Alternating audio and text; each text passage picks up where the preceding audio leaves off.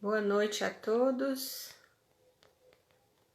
Eu vou anotar aqui o nome da live e o telefone aqui do Instituto. Se alguém tiver alguma dúvida, pode entrar em contato com a gente. E só esclarecendo que a gente está fazendo live todas as noites de temas que falam aí do direito sistêmico, da educação sistêmica, temas que passam pelo estudo das constelações familiares e também temas pertinentes aos direitos humanos, à questão comportamental, a parte da psicoterapia, terapia sistêmica e outras questões aí que a gente se interessa. Eu vou adicionar aqui o live de hoje e dizer que é uma pessoa muito especial para mim, é que eu tenho uma admiração como pessoa e também o trabalho. Olá, Amado, tudo bom? Tudo bom, Como é querida? que você está? Tudo bem. Trabalhando muito. Imagina, eu vou só introduzir aqui e já passo para você, tá?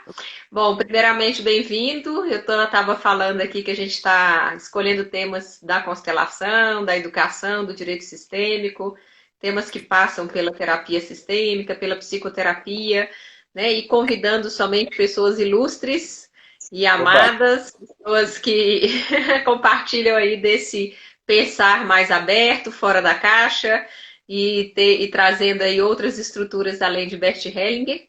Então, hoje a gente tem a honra de receber o nosso amado Cris e o nosso querido Val em Memória, que está aqui com a gente sabe disso, para a gente falar sobre um tema que foi assim também escolhido a dedo. A gente escolheu a dedo, inclusive a gente está com um curso aí a ser lançado no segundo semestre para falar exatamente de alguns contos de fadas específicos.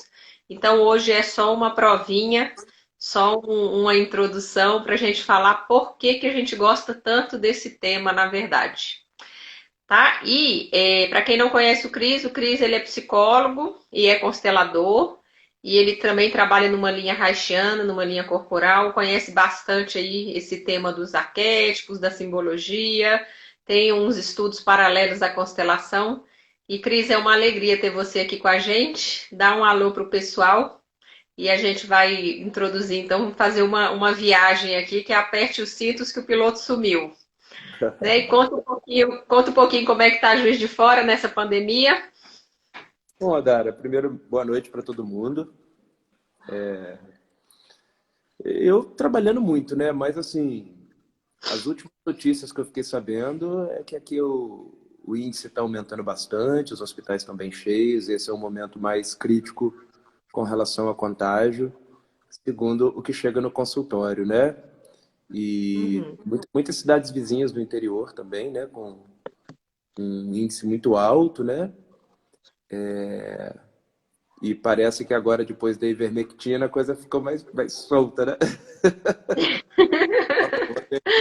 Eu tomei, mas Ah, vamos para a rua, né? E aí o meu é, contato com o público tem sido mesmo a partir de paciente, e a clínica de psicologia ao longo da semana. E no final de semana, a gente está abrindo a nona turma de formação, com novos critérios.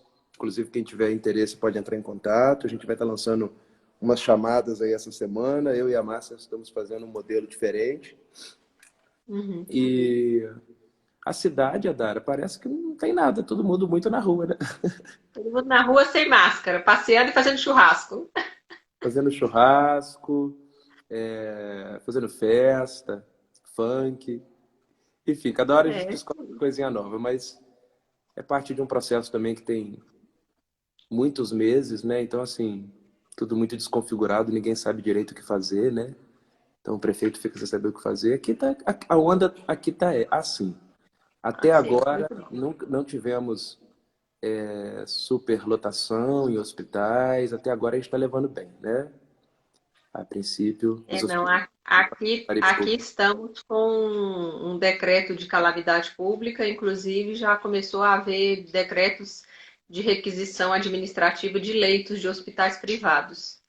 é mesmo. Então, já começou a pegar, né? Porque quando começa a invadir aí essa esfera privada, a gente sabe que tem um poder econômico paralelo que corre que pode dar uma confusãozinha maior, né? Para a gente não falar um palavrão aqui em rede nacional.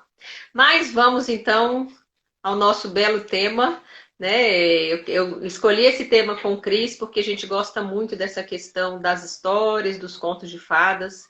Então eu lanço aí o início da nossa live explicando, né, por que contar histórias, por que que é tão importante, por exemplo, na formação de uma criança, aquele ritualzinho noturno, né, que toda criança pede, me conta uma história para dormir, né? Conta uma história para mim, e muitas vezes os adultos não entendem por que que a criança quer a mesma história repetida vezes, né? Ela é uma faz parte ali dessa construção dessa natureza aí da psique humana. E essas histórias, esses contos de fadas, eles nos dão, digamos assim, roteiros, né? Roteiros subliminares para a resolução de dramas na vida que a gente vai viver ao longo da vida, ao longo das relações, dos percursos, né? Então, a gente observa que tem algumas histórias bem pesadas, digamos assim, nos contos de fadas. Eu gosto muito daquele, acho que tem um filme do Ralph, eu não lembro o nome, que eu vivo assistindo filme infantil, porque eu tenho uma filhinha que vai fazer 12 agora, a Sofia faz 12 na segunda-feira, e a gente Detona Ralph. Acho que o Detona Ralph tem uma cena que junta todas as princesas e a moça entra, né, e perguntam se ela é uma princesa. E o primeiro requisito é ela não ter mãe, porque geralmente nos contos de fada, né, matam ali a mãe da princesa, que seria a morte desse primeiro feminino, dessa primeira fase da vida aí mais ingênua. Então, só para fazer uma abertura aqui, eu acho importante a gente falar que se você é pai, se você é mãe, se você é tio, se você tem uma criança do lado, e depois futuramente, né, nós somos adultos, mas continua morando uma criança dentro de cada um de nós. Eu tenho aqui a Darinha, o Cris tem o Christianzinho ali dentro dele. Então, quando às vezes, por exemplo, a situação aperta muito, né?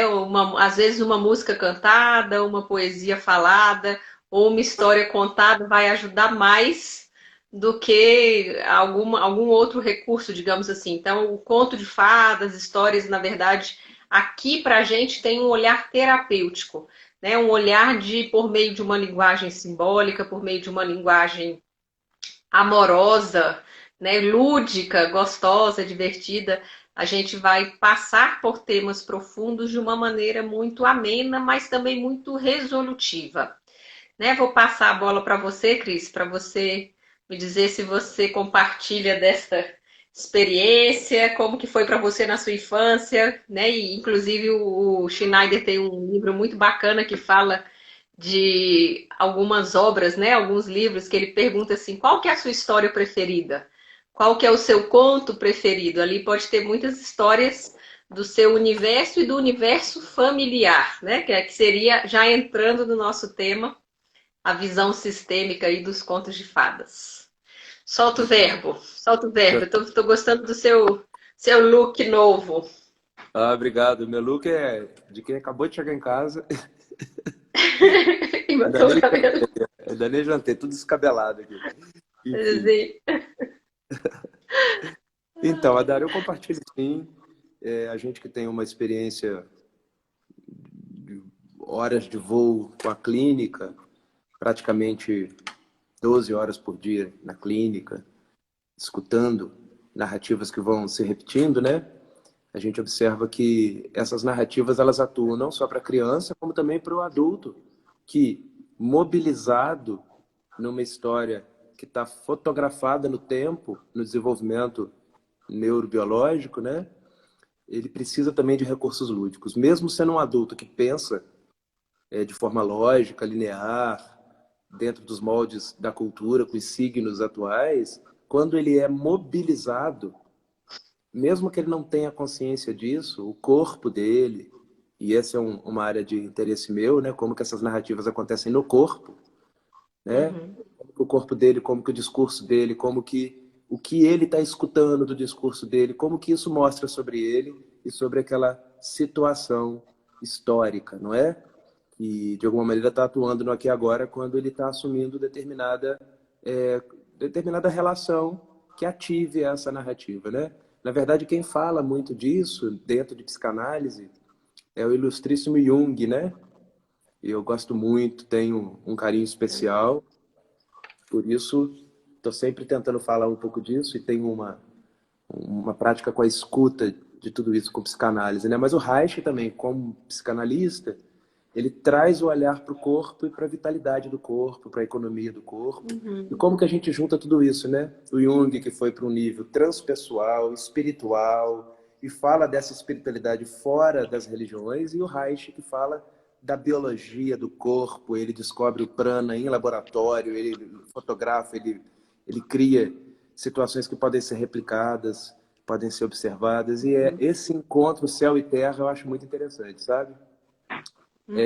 E a gente vai observar que as histórias infantis atuam no espectro do inconsciente, que ele está dentro de algo mais coletivo ou Uhum. arquetípico, não é? E as narrativas dos arquétipos, elas vão mudando a dar ao longo do tempo, nas sociedades, nos locais, de acordo com a geografia, de acordo com a cultura, com as histórias, com as marcas. Mas as narrativas são as mesmas, né? Uhum. Então, o ego, que é esse pedacinho nosso que a gente acha que é a gente, né? Ele tem a sensação de que está escolhendo certas coisas. Que não sei por que eu estou interessado em assistir esse filme, ou filmes desse tipo de histórias, ou mesmo filme, né? Mas, de alguma forma, tem uma outra instância superconsciente, digamos assim, que de alguma maneira abarca esses arquétipos. Quando uma criança tem o interesse de repetir o mesmo filme várias vezes, isso deve ser permitido porque ela está tentando elaborar a Uhum. angústia, né, frente aos desafios ali com a família, né? E ela está num determinado momento histórico do desenvolvimento enquanto mamífero humano, né? E isso vai impactar no futuro quando ela tiver com algum tipo de relação que remonte isso, ou que arremeta nessa estrutura de construção, né?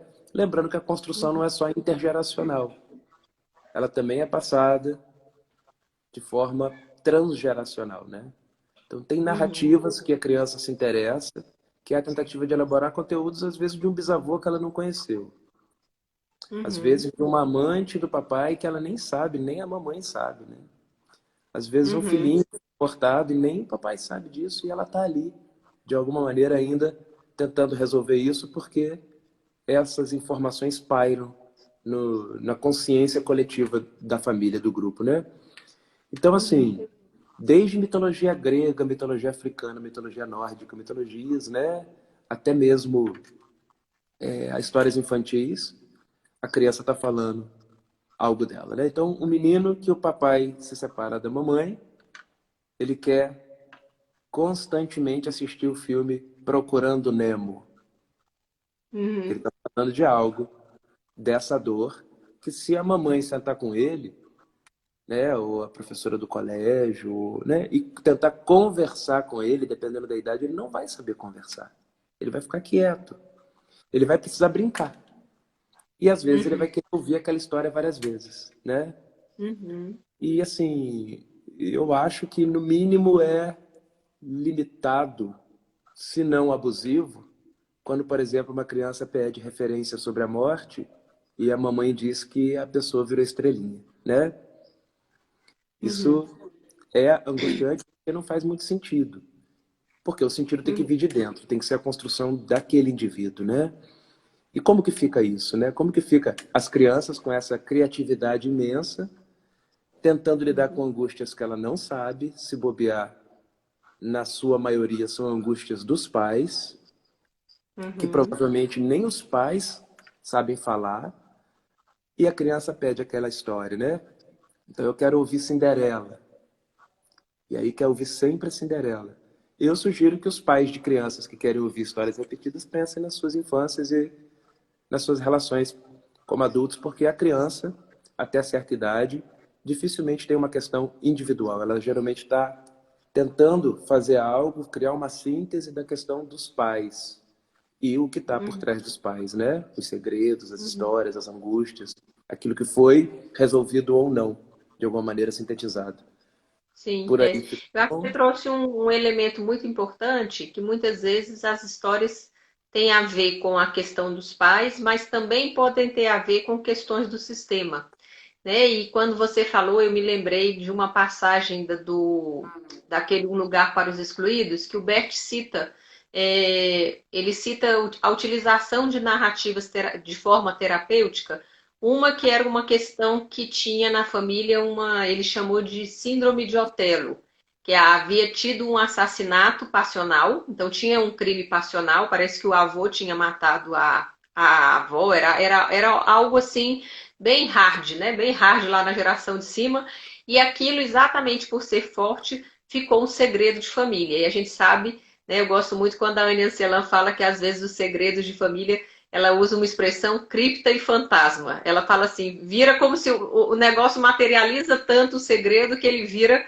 né, uma cripta e um fantasma fica lá dentro e depois sai e começa a assombrar ali as gerações no sentido de que não tem nada como não fica oculto, né, a luz dessa alma, dessa grande alma que é o sistema familiar. Então há sempre uma pulsão para essa inclusão.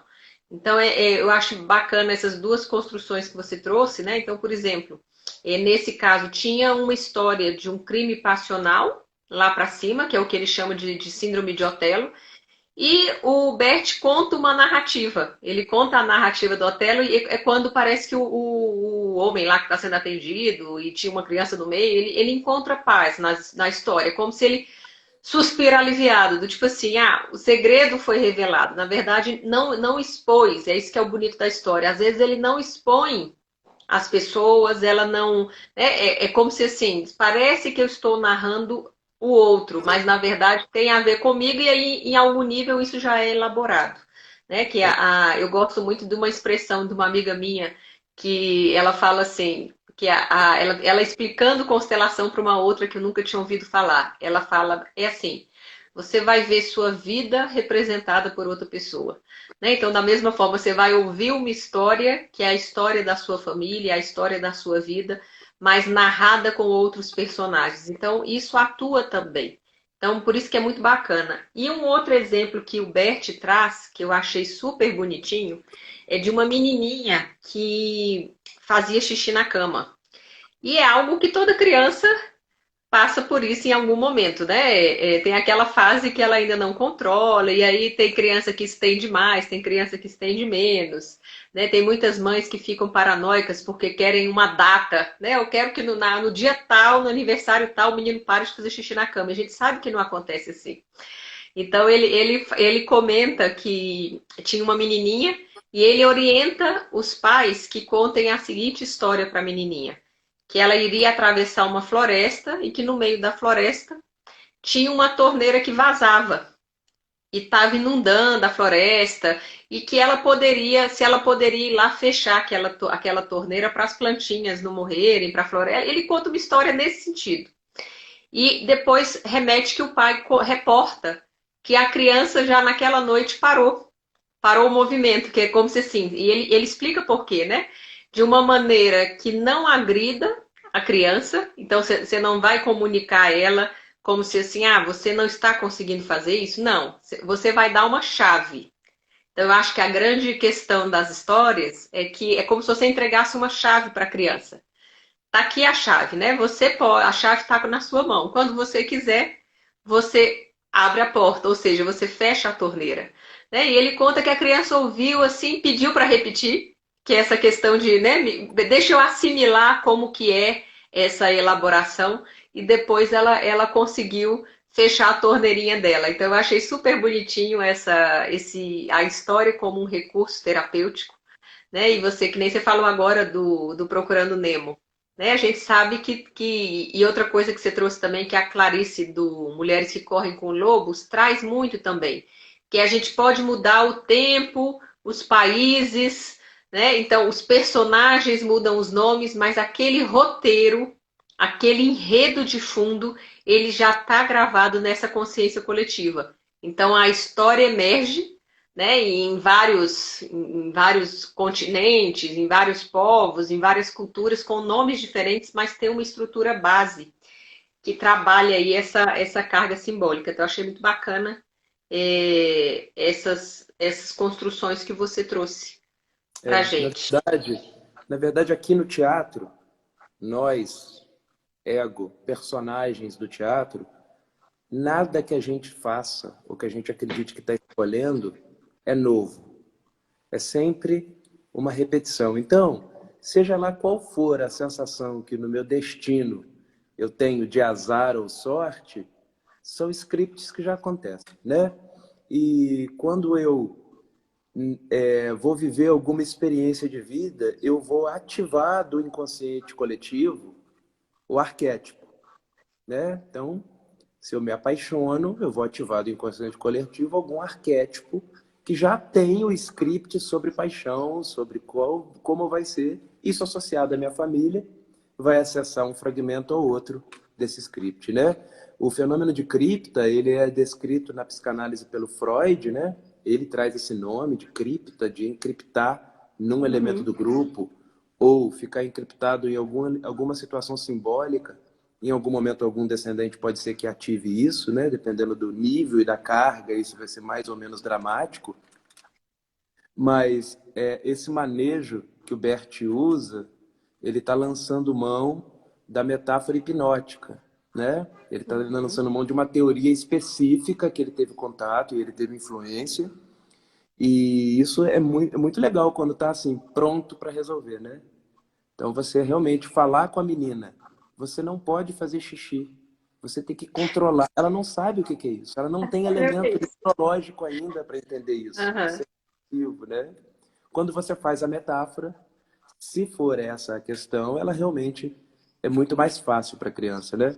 Mas quando a coisa é um pouco mais crônica, não é tão simples assim. Se você fecha a torneirinha, aparece um outro sintoma para tentar dar vazão àquilo, né? Aham.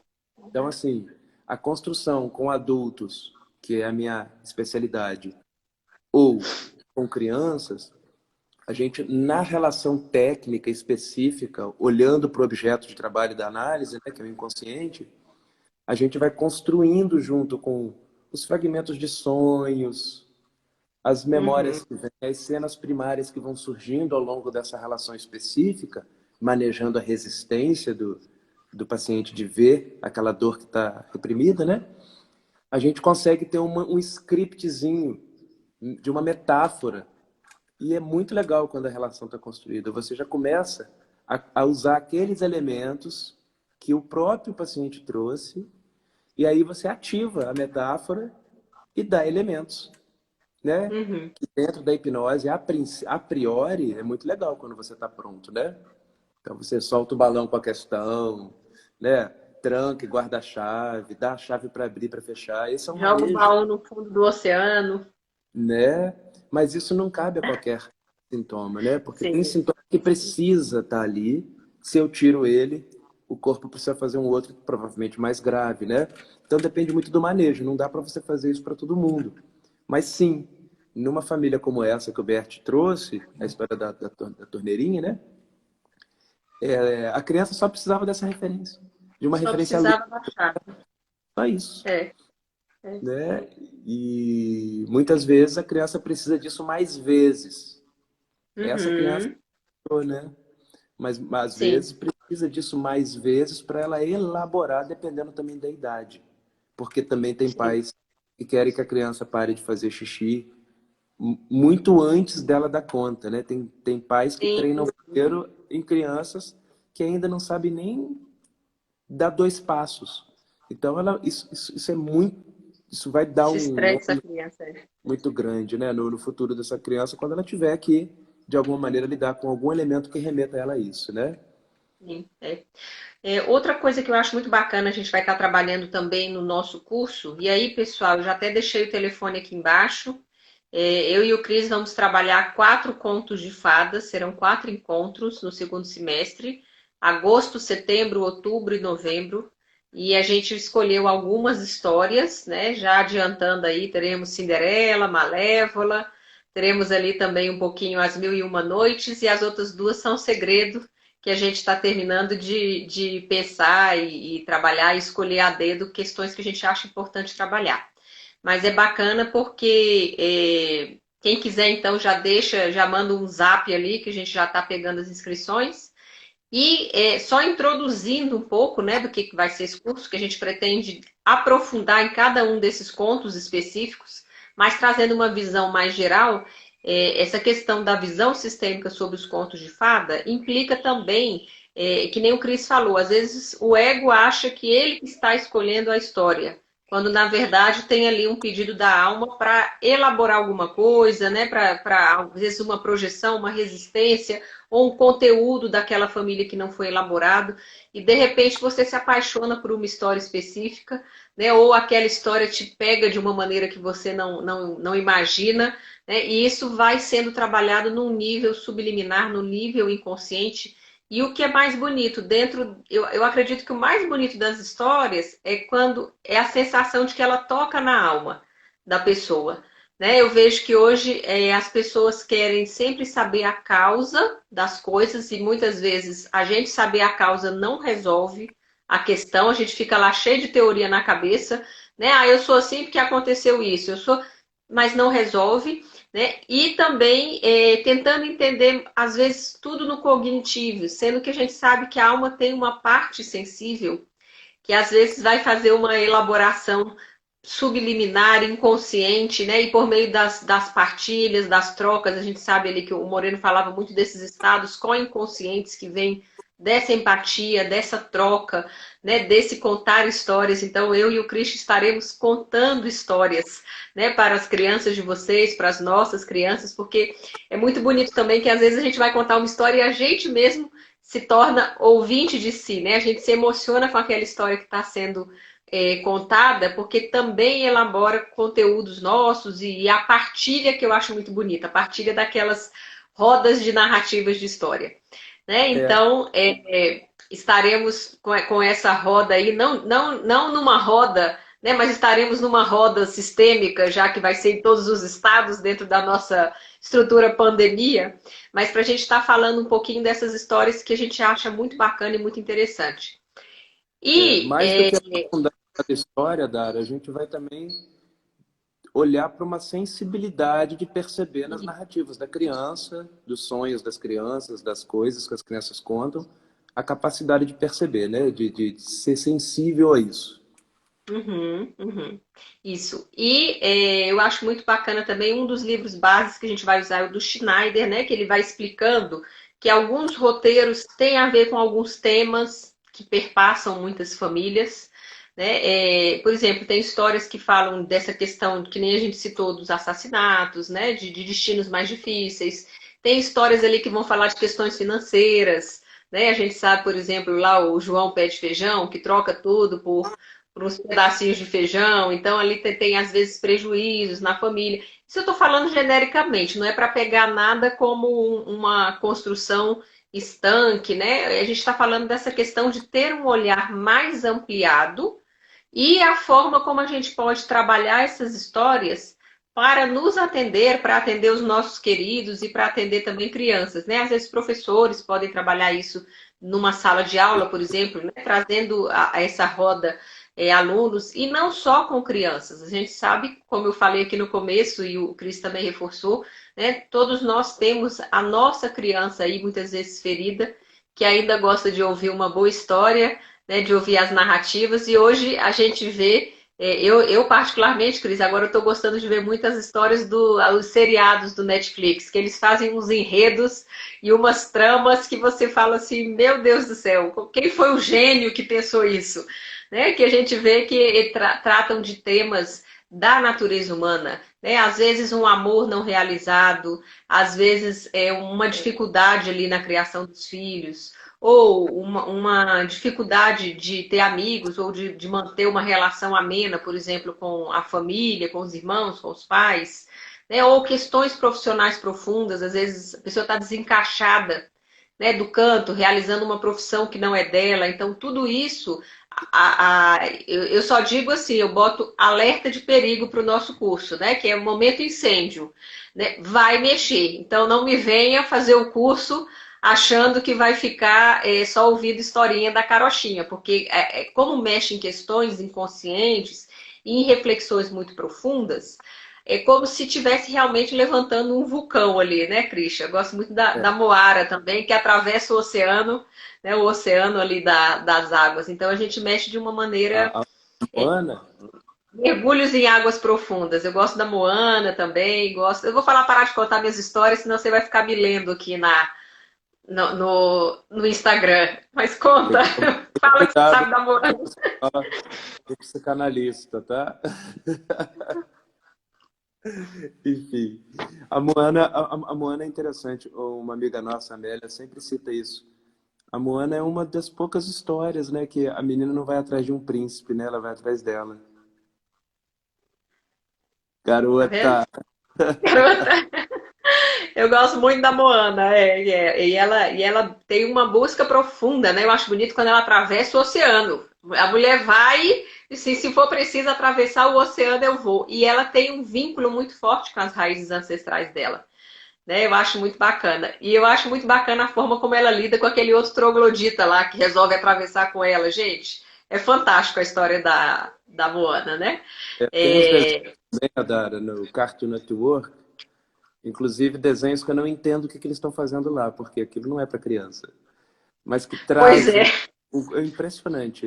Tem desenhos que falam de magias ocultas, ocultismo, metáforas muito profundas que eu não sei por que tá ali para criança, né? Mas assim, Aham. é interessante ver como que essas narrativas desse momento, apesar de ser mais do mesmo, mas eles têm um outro encontro onde vai de antítese um pouco ao maniqueísmo que nós, por exemplo, fomos criados, né?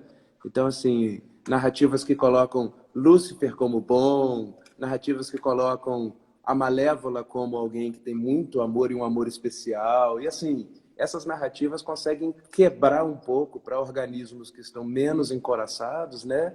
Aquelas Uhum. verdades absolutas que desorientam a gente como ser humano, né? Como vida viva pulsante, né? Uhum. Com certeza.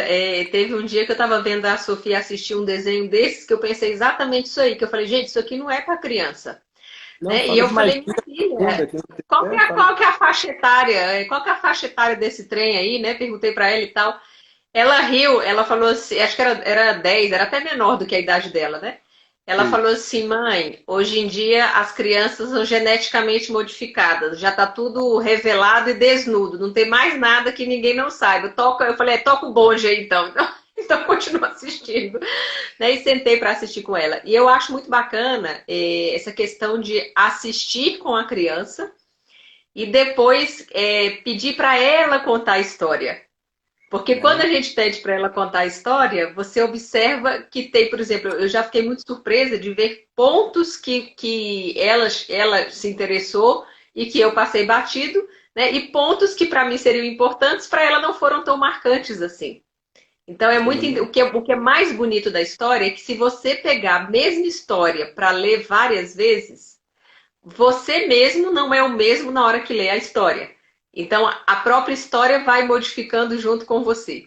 Né? E da mesma forma que você pega a mesma história e pede para várias pessoas lerem, sai um universo ali de possibilidades. Né? Então, são coisas muito, muito distintas e vai ser muito bacana a gente estar falando um pouquinho dessas histórias. Agora, o curso não é para preguiçosos, a gente vai mandar o texto antes para dar uma lida, porque a gente quer debates intensos e mergulhos Troca. profundos nessa, Isso. nessa nossa aula, que realmente vai ser uma aula para a gente inesquecível, né?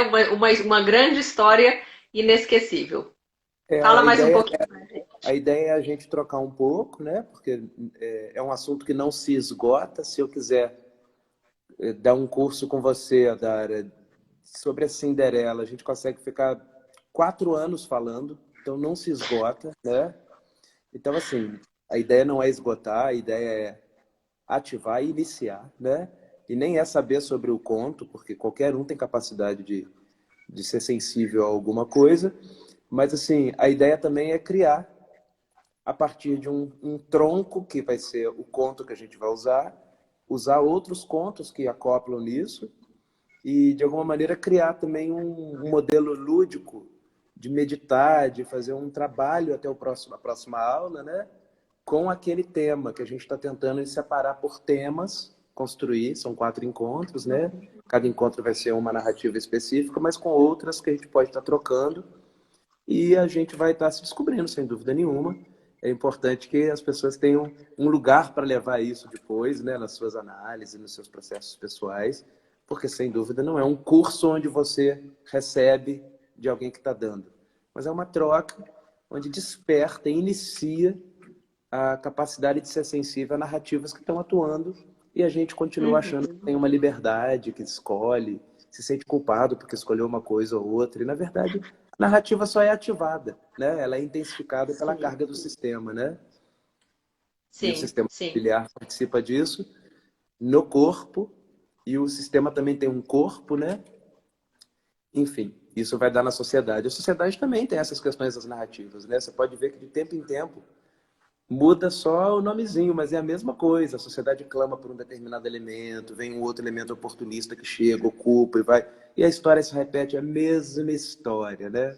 Parece É que tem até verdade. É períodos cíclica. específicos que a coisa se repete.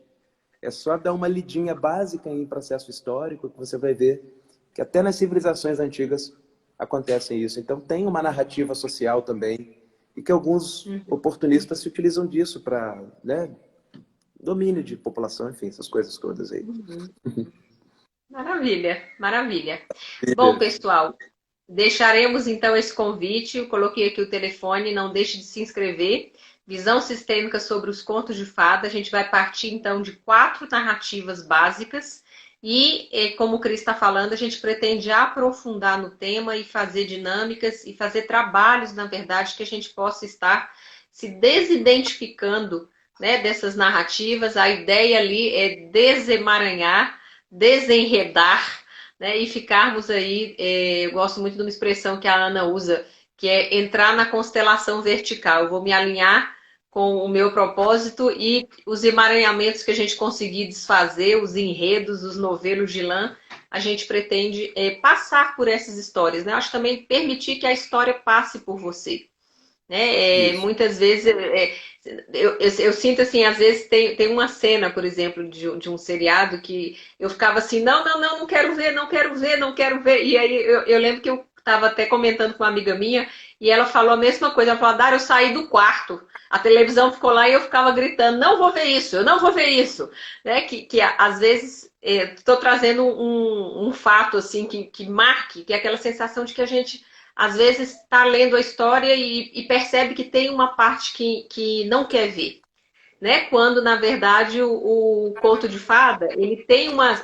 Às vezes eu tenho uma sensação também de montanha-russa, né? Que é aquela montanha-russa no escuro. A gente já está lá no desfiladeiro, o carro já está desencarrilhado, né?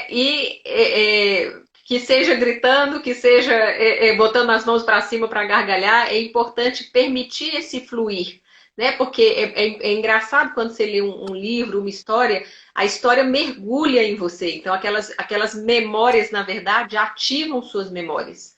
Então, é importante também a gente fazer um trabalho de deixar fluir mesmo a história. Né? E Isso. não ficar ou com a negação, ou com o emperramento, né? Ou com fixação na história. Não, deixar a história fluir, deixar a história passar. Né? E como o Christian falou, depois, de uma certa forma, o corpo elabora, os sonhos muitas vezes vêm para finalizar essas elaborações que às vezes a gente não deu conta de elaborar. Né? E como o curso é para adultos, eu imagino que a gente consiga passar por essas montanhas russas, né? Sim. Sem precisar ficar fixado em nada. Então, E acho é, e muito importante que é um quando a gente curso, trabalha. é um curso terapêutico, né? A gente Isso. vai aprender fazendo, porque assim, eu não vou perder meu tempo de passar algum horário para explicar questões históricas, quando que esse conto foi criado, esse conto foi criado em tal situação, depois os irmãos Green vieram e mudaram por causa disso, daquilo, tem literatura que fala isso, daquilo. Eu não vou perder tempo nisso. A gente vai direto para a ação da alma, né? Para tocar a ferida da alma e a gente poder discutir de forma inteligente. Para isso, a gente quer mandar textos antes, para que as pessoas leiam e possam trocar as suas impressões e a gente possa manejar um ou outro elemento junto, né? Isso. E a ideia de mandar o texto antes também é que a gente sabe que tem várias formas de se aprender, né? Tem gente que aprende mais lendo, tem gente que aprende ouvindo, tem gente que aprende vendo. Então, se você, por exemplo, a gente vai mandar a história da Malévola, da Cinderela, dá tempo da pessoa ler, dá tempo de assistir o filme, e depois ainda vem a elaboração em grupo e os exercícios terapêuticos, e às vezes também exercícios corporais que dá para fazer. Todo mundo vai Dá. estar em casa, imagina, então dá para fazer um sacode também, para fazer essa integração, fazer um trabalho bem profundo e bem completo, que é a minha proposta e a proposta do Christian. Então a gente deixa hoje o convite para o nosso curso. E, Christian, já estamos caminhando aqui para o finalzinho da nossa live. Queria que você deixasse uma mensagem para o pessoal, já agradecendo o pessoal que nos acompanhou nesse tema super interessante, que é a visão sistêmica dos contos de fada. E eu já lanço a pergunta, né, para você já anotar qual que é a sua história preferida. Quando você era menino, quando você era menina, né, o que que te chamava a atenção, o que que você gostava de ouvir. Né? Anota, conta pra gente, que a gente vai poder estar falando disso mais tarde. Bom, eu agradeço a oportunidade, é sempre muito gostoso estar com a Dara. É uma querida, é uma alma querida que a gente se reencontrou na caminhada aí no mundo. É uma oportunidade ter te reencontrado. E reendosso a pergunta, né? Qual é a narrativa que você se interessava na infância, que mais brilhava a teus olhos, né? Que nunca Uhum. cansou de repetir? E também as narrativas que vocês se sentiam angustiados e assustados, né? Às vezes lendas familiares, histórias de avós, bisavós, isso também compõe, né? Uhum. E a gente está pensando também em, ano que vem, fazer um encontrão, um workshop para trabalhar constelação sistêmica com as narrativas. Então, vai Presencial. ser um grande Presencial. evento, vai ser um grande evento imperdível e, sem dúvida, muito mais apreciado por quem participou desse pouquinho, que são 4 encontros, né? Muito pouquinho para tanto benefício, né, Adara? Então, assim, Sim, sim. os interessados também que estão aí, estão na região aqui de fora, entre em contato que a nona turma de formação tá acontecendo, está começando a abrir, tá bom? E Maravilha. qualquer Deixa o telefone, interessado, Cristian. Coloca o telefone aí pra gente. Aproveitando para convidar também, agora, hoje à noite, de 9 às 10, a gente está tendo o grupo de estudo do livro Simetria Oculta do Amor. É um grupo aberto, gratuito, é só entrar lá, participar. A gente está no capítulo 2, estamos estudando aí a questão do masculino e do feminino. E esse final de semana também teremos módulo, a gente vai fazer um encontro, quem quiser pode assistir avulso, é 12 horas, só para falar de campo mórfico. Então é sexta-noite, sábado o dia todo, e tá aí o telefone. Vou colocar aqui também o site da Associação Brasileira de Consteladores Sistêmicos, que eu e o Cristo também estamos juntos aí como diretores, fazendo movimentos para poder a gente estar grandes, trabalhando aí essa questão da... Oi? Pode falar. grandes movimentos, movimentos Grandes muito, movimentos. muito Isso. precisos, né? Muito amorosos também. Botei aqui também a associação que a gente está cuidando aí dessa parte aí dos consteladores, das constelações e fazendo também debates muito bons em relação ao futuro das constelações e já deixando o convite, teremos o congresso no dia 9, 10 e 11 de outubro. A gente vai ter lá vários painéis, inclusive os alunos que se inscreverem vão poder apresentar seus trabalhos também. Então, deixo o convite aí. Né? E deixo, Cris, para você um abraço aí luminoso, uma noite abençoada, para o pessoal também, que a gente possa aproveitar o isolamento para fazer grandes mergulhos, para ler grandes histórias, né? E fazermos aí esses encontros.